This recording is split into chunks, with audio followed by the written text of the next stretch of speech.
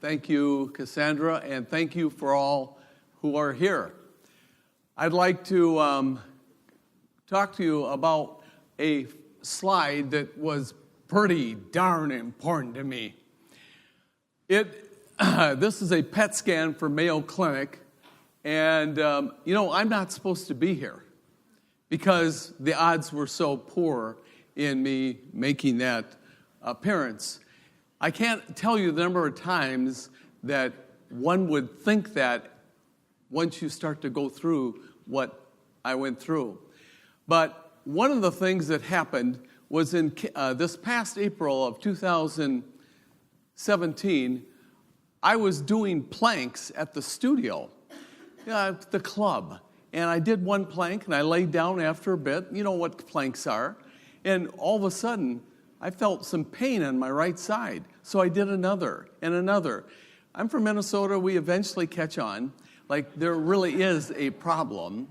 So I went ahead and immediately went to see the doctor the next day. To make a long story short, after many, many tests, to me it seemed like 1,000. But this was the PET scan, and as you can see, the red is cancer. If you've never had a PET scan, it's a real treat. They put this radioactive dye in you, sugar, and it goes through your system. You sit there for 1 hour in a chair. Basically, they tell you to sleep. Don't read, don't do anything, but sleep. Then I go in and get the scan, which is about 25 minutes, and then you get your results by the doctor. Well, when I saw this, both Pam and I went, oh my gosh, this is more than what we thought. And you'll notice there's the red down in the stomach area. That's considered apparently by the doctor large. And you'll notice also in this area, there's another set of red. So that's what you get with the 3 kinds of leukemia. I thought I just had one, leukemia. He said, you get the trifecta. You get large B-cell lymphoma and follicular lymphoma. So we are really not here today to talk about things that aren't important, but really that are. And you know, how many in here have a friend or have experienced cancer in this room? Almost without everyone. It is an insidious disease. We do better than we used to do, but it is really tough. The other thing I just might ask, because that's what my message today really is about, and that's adversity. I know this. We all face adversity, or you know someone right now that's facing adversity. And that really brings to the message, what is to help you take a ringside seat to your miracle in 2018 and thrive through it. I can tell you that I never wanted cancer. I never thought it would be this bad. I never sometimes thought I would make it. But through this presentation, what I'd really like to do in the message is just share things that I think are relevant for you and that you can apply to any adversity that you have, with 5 timeless truths to become a victor when adversity comes. And guess what?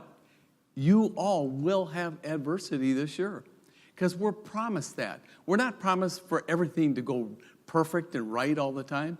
We will have those. And so when it comes to all of us, maybe there's something in here for you to help either a loved one or someone else. So next 30 minutes is not about death. It's about fully living and overcoming. And it's about you thriving through it. The first timeless tool is hope. Hope, without that, you're really sunk.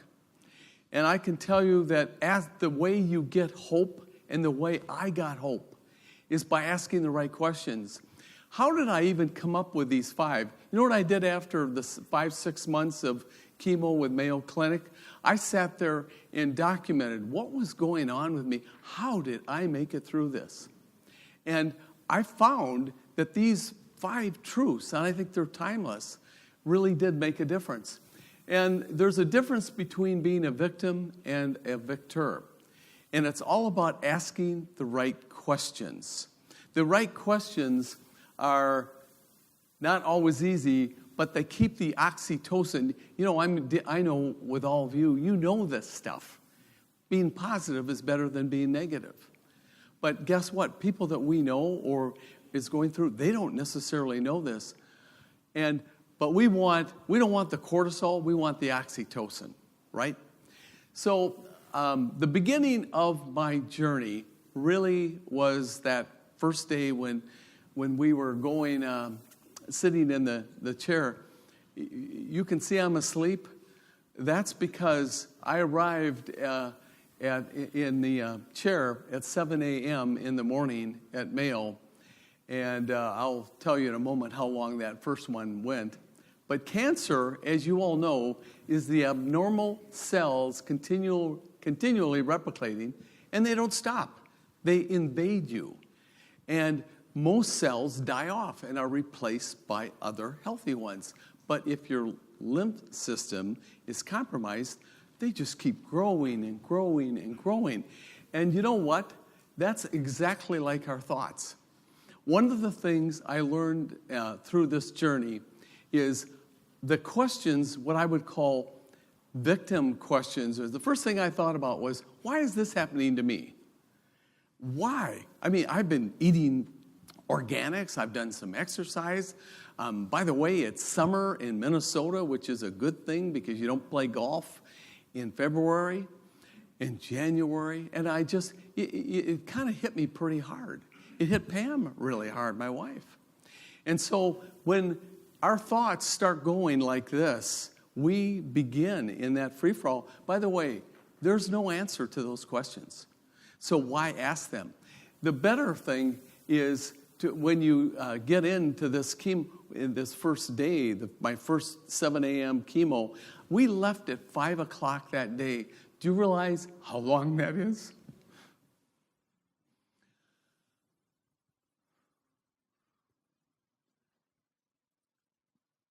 I remember sitting in that chair, and a lady walks into the room and said, "Is this your first chemo?" And I said, "Yep." And she said, "Could I rub your hands?" And I said, "Well, okay."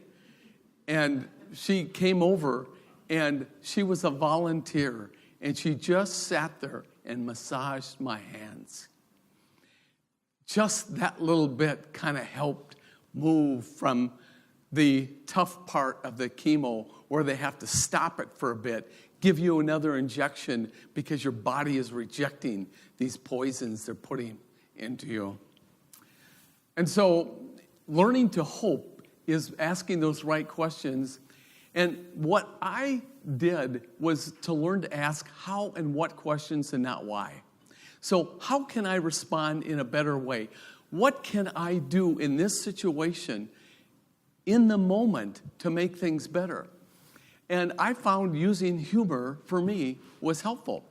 I'll tell you, I walked in for my bone marrow biopsy. How many in here have had a bone marrow biopsy? Yeah, there's a lot of them, right? It's just a real treat, a lot of fun to go through. And I remember sitting there in the chair, and I had an anesthetist, 2 nurses, and this person walks in, and I could see that they were uptight. So you know what? I looked at all of them, and like everyone's uptight, and I'm thinking, they're going to stick this needle in me and take out a bunch of bone marrow? So I looked at him, and I said, "How are you?" I smiled, and he kind of looked at me funny, like most people don't smile when they're going to get a bone marrow biopsy. And I said, you know, I had a friend that told me to ask you this. After you do this first one and stick the needle in, do it one more time just for fun. And, of course, everyone started laughing. And that's what I wanted. I didn't want someone uptight working on me doing a bone marrow. And the second thing that happened was I had to have a large lump taken out of my neck. Again, not the greatest place to go do surgery. I'm laying on the operating table. The anesthetist is there, the 2 nurses, and I'm laying there for 25 to 30 minutes. No doctor. and they're all ready to, turn the juice on and do it. All of a sudden, Dr. Mary, I call her, she walks in, and she is totally frazzed. She walks up and says, "Robb, I am so sorry. I am late. I had a tough case. It went way over what it was supposed to go over."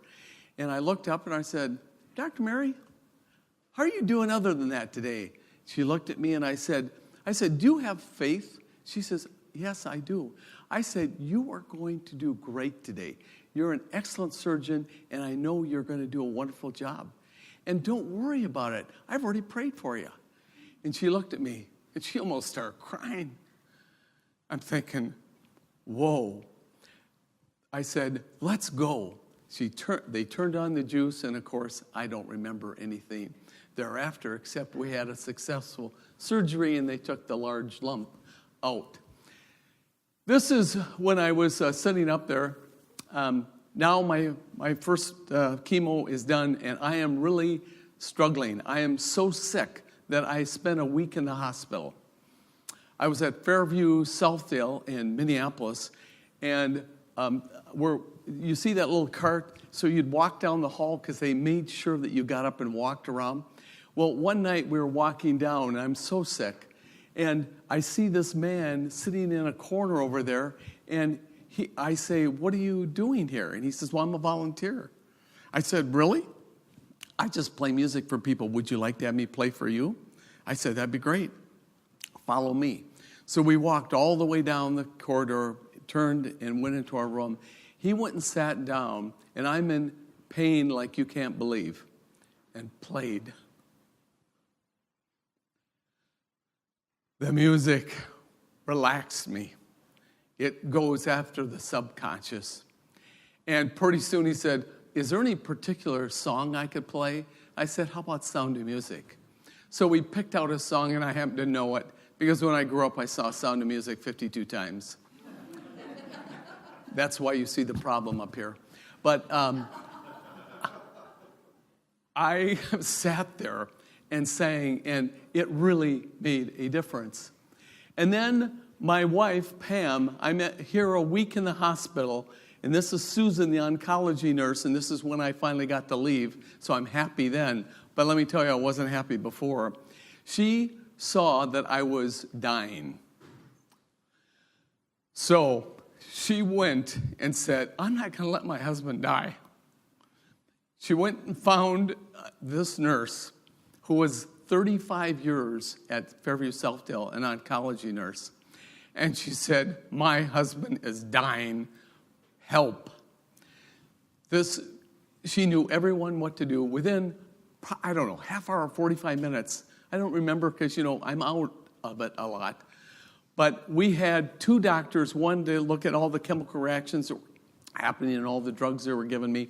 And then this oncology doctor looked at me and said, have you given him Claritin? And she says, "No." And so he said, "I want you to go get a Claritin and get it right now and bring it back, and I want you to take it, Robb." He said, "You will start to feel better, I believe, within the hour." They gave me a Claritin. Within 1 hour, I got better.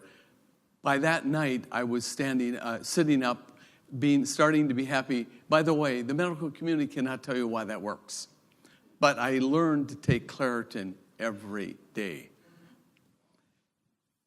So the key, asking for help, and the application for all of us is, how can you apply that for yourself?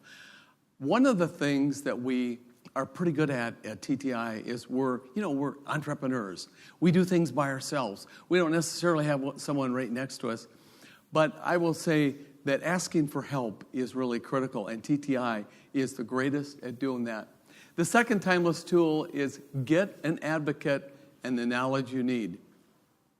By the way, as you can see, this is Pam and I before we started chemo.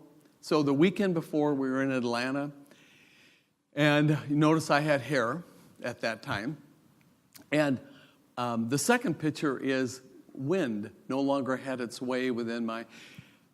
I want you to know, after that first chemo, it was so tough that, and I had, talk to you about that in a second, but I had to take a pill that was so toxic that Dr. Preek said, when you take this, he pointed to my wife, Pam, and he said, you need to take it out of the bottle, put it in a little cup, and then Robb needs to throw it into his mouth, but you cannot touch it.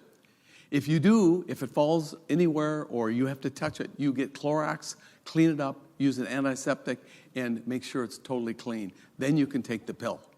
I'm thinking, that's what I'm putting into my body? My hair was, by actually the end of the second week, was all basically going off in globs. So I went to got a haircut. I walked out for the first time in my life, and I didn't have to worry about doing this with the wind. I mean, this is one of the advantages of having this disease. So what kind of we learned out of that is that we ate, drank differently. Nutrition became the key. We learned to do juicing for some of you, and we learned that these certain kind of vitamins, they're really whole, high-end, that help you through tough things like chemo. And by the way, they're 6 times better, their vitamin C, than the norm. And we spent a lot of time on readings, on healing, and my attitude. Again, remember, back to the first. Asking the right questions. The second timeless tool is what we just went through, and that is getting an advocate. One of the challenges I see in people like us that are independent is we don't always get an advocate. Well, we have a spouse, and if they're in the business, that becomes an advocate for business. But what about for personal? And I will say this, Pam helped save my life. The third timeless tool was seeking, and I would say, heavenly wisdom. And let me just share. So through this, we had our church all praying for us. TTI was praying for us. My mastermind group was praying. With a lot of you people in here that I know were wonderful support. But when we had an avenue to take, and when I talk about wisdom, do you know, you could know all the things in the world, but if you don't have wisdom, you won't make the right choice. So wisdom is so important. And the good thing is, the good book says that it will be given freely to you if you ask. So we're driving down to Mayo Clinic. One option was to go to Mexico and do a natural style healing for this bad of a cancer. The other option was to go through with Mayo Clinic. So we're on our way wondering for sure, what do we do? Kind of leaning towards Mayo, but didn't know. We're halfway down, and Bev Aho calls. And so we've got her on the car. And all of a sudden she says, Robb, you are going to do great. I'm so glad you're going to Mayo Clinic, the same doctor as mine. And so she goes through all this, and she says, you're strong. You can make it. And both Pam and I were just like, okay. So we went down there, and we had the final decision when we arrived at Mayo Clinic to have go through all that. And I think, one of the great things that happens in these is when you go through, the wisdom was I needed to go tell my clients that I had this. That wouldn't be fair to them if they didn't. So I went to every client and I explained to the person I was working with, which was usually the CEO or president, and I said, here's my situation. And you know what the first person said? Robb, you have been on our schedule for all these years. We are now on yours. And it became a repetitive theme with every client.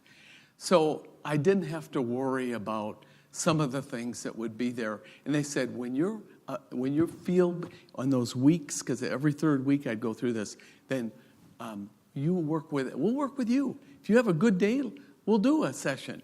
You can talk to us. And the other thing is a friend right there sent me this, gave me this, Heal Cancer.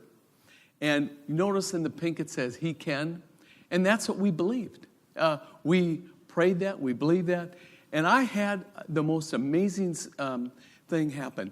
A scientist from one of my clients, head scientist of a company, walks into the hospital when I was there. And this is on Saturday, and I'm carrying my thing with Pam. We're walking down the hallway, and all of a sudden, Andy's right there. And I go, Andy. And he says, Robb, how are you? And he walks and he said, I have 2 presents for you, organic protein and a shower. And I was thinking, Andy, you must know something that I don't know, but probably Pam does. And it was a way to clean the water so that I was getting totally pure water on my body at home that you could screw in. He came on a Saturday to do that. He gave up part of his time to help. And I'll never forget that. But I always just say, what wisdom do you need today? I thought we heard that today too. I loved our speaker who said, sometimes you gotta give up being satisfied. Remember the words that he used? And that you need to go beyond that. And you need to look for significance. So don't be so in your place, but look for significance. And I think that is one of the things that I really saw, I think is wise. And in Frank's talk, he said, are you working in your business or on your business? And I guess I felt good that I apparently was working on it enough that people stuck with me the whole time. And so hope is critical, asking the right questions, and the 4th timeless tool is really right up here. You'll see up at the top there, I want to get to that picture, but I want you to notice that I totally get that there's a higher purpose in any trial or any adversity that we walk through. And it's accepting that even though you may not know what it is today. I don't know where this is finally going to take me, but I know I have more time. And it's about choosing your attitude. I can just tell you, every 3 weeks we would go through this problem. I would have to go back for all-day chemo. Can you imagine what I was thinking the last 3 days before it? Oh boy, I get to do this again. I get to have the stuff put in me. I get to come home, be sick. All my energy is zapped. I probably had 100 blood draws. I'd go to the hospital, they take my blood, I'd go look at the results. Can I go outside or not go outside? Can I be around people or can I go around people? So attitude is really important, and Tom Lehman became a friend through all this, and he would email me, he called me, he flew in August and did a men's retreat, and he was a great support to me, and he happens to live here. So every aspect of our life changed. Up there, I could not golf, but I could walk. I saved money by not flying.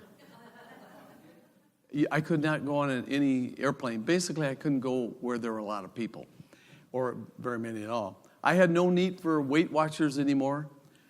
At one time, my weight hit 142 pounds. That's not very much. I had very few days where I felt good enough to work, so I learned to be positive, and I reached out to others, and people would come visit me and come into the house, and I would lay on the couch, and we would just talk. And I do want to share this cool story on the miracle of the 318 restaurant. Pam and I got good reports, so I could go outside and eat. We were sitting in this little place in Excelsior. It's a little restaurant by the lake. And we're sitting here, and they're right there, this table, and it's a mom with 2 kids, and their kids are like 10 and 8. And all of a sudden, they're talking about how Dad had left them, and that they were left alone. And they said, how come Daddy left? And she says, Daddy, we don't know, but we'll be just fine as a family. And I'm hearing this going, oh my gosh, talk about adversity. And then she heard me sharing my text because we came back from one of my clinics. And I was sharing all the good news with Pam about all the texts that I got. And you know what? Pretty soon they left, They took off. I said, can we have our bill a few minutes later? And the waitress walks up to us and says, Rob, she knew us because we had been in there enough. She said, the people right there, they paid for your bill. Are you kidding me? Pam saw her starting to leave because you had to go through another place and come down the steps on the outside. Pam ran down there and saw her and gave her a big hug. And they embraced and cried. And here she was, her husband had left her, and she bought my meal. Kindness. So those are the kinds of things that lifted us up, and we're so grateful. And that helps you have a right spirit and attitude. One of the results, people said, well, what happened to your business during all this? 5 months of chemotherapy. You're basically out. And I just sit there and I thank the one who makes ultimately things happen. And I had the best year ever by far in my business of 22 years. So the last timeless tool is faith, friends, and great medicine are the master activator for your cure. And you know what? It's not just faith. We had thousands of people praying. I'm going to recognize those in a moment about that. But we also had friends that would just show up and do these kinds of things, at random acts of kindness. And the third is we had Dr. Parikh that made the real difference because he was an expert in leukemia and lymphoma. The combination works together. And that gave me what I have today. And the thing I would say to all of us that we could all learn from this is learn to celebrate everything. What we don't do is celebrate too much, I would say. We're so focused on the next goal. We're so ready for the next thing. We got that, so now we're on to this. Guess what? I learned to celebrate even getting a blood test, knowing that I could maybe not go out for 3 days, but that I might be able to go out for the next 3 days. And it worked because we made it through. And so the hundreds of blood draws, and you celebrate every step. This was what my neighbors did for me after my last chemo. They had all the little kids there celebrating, rejoicing. They made a sign on our pavement. They made a sign up there. And you can see that I still didn't have hair. I was pretty still gaunt. In the beginning, I had 3 cancers. And the red, of course, in those places. And here it is today.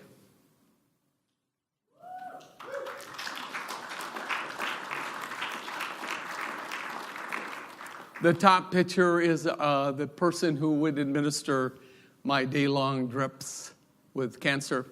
She was wonderful, and you'll see the sign. It says, last one. So, by the way, does that mean I didn't have to go up to the first point I made, which is hope and asking the right questions? I had to do that a lot. Just because there's 5 steps doesn't mean you check off 1 and 1 and 1. You go back and redo it again. And here, Dr. Parikh, when he showed us this, can you imagine? In his words, I remember them ever so well. You are cancer-free. Was a joy. So you can take a ringside seat to your miracle. And by the way, in that picture way back there, that's where I developed my faith at St. Olaf College. That is the chapel at St. Olaf. For all of you who prayed, TTI friends here today, strangers who I never met, thank you. With the people in my mastermind, Dave, I don't know if Dave's still here. Yeah, Dave, would you from TTI and those who prayed, would you stand up just briefly? I thank you for your help. It made an incredible difference. And the real thing is, how will your business end up when the inevitable adversity comes to you? And I'm not being negative. I'm being realistic. And you know what may not be your particular one? It could be your kid. How do you like it when, a husband leaves a wife, or a wife leaves a husband, or your kid's on drugs, or they're struggling with a relationship, or they got married and they're having problems? I mean, adversity hits everybody. And what I found are those 5 things really did help make a difference for me, and maybe you can help someone else for you. So here, again, are those 5. First is hope. And that begins. How do you get hope? Ask the right questions. 2, advocate. Get an advocate. You need it, and you got to get the knowledge. I will tell you, Pam has a pharmacy in our home all set up for me. She knows everything, all the interactions. She's so on it. She was incredible through all this. And then seek wisdom and take action. Pray for wisdom, and it will be freely given unto thee. Accept there's a higher purpose and decide to choose your attitude is the 4th. And I can tell you that I had to go by that more often than not when I would be on the couch sitting there wondering, am I going to make it? Do you realize one day Dave called me, many of you called me, Chris called me, Jim called, Skip called. People would call me, and it was just like the right time. I had a good day talking to Dave that one day that you called. It was one of my better days, and it just makes a difference. So how do you, I'd say, help others? Help them with some of these points. And some days, all you need to do is call and just say, I am thinking, praying for you. You are going to make it. And it makes a difference. Faithful friends plus great medicine leads to your cure. What medicine do you need right now? And your medicine may be like when I took that one pill of the chemo where I couldn't touch it. We just put it in. That's not good stuff to put in your body. But it helped save me because it was a clinical trial that made all the other 5 chemo drugs I was taking better. And so sometimes we have to get out of that comfort zone. To have significance, we got to do something. And you sometimes have to do that to find your cure. So I'd like to end with this from John Wesley. He says, do all the good you can, in all the ways you can, to all the souls you can. In every place you can, at all times you can, with all the zeal you can, as long as you can. Well, I've been given a longer time to make a difference in life, and I hope to be able to continue to do that. Thank you so much for being here.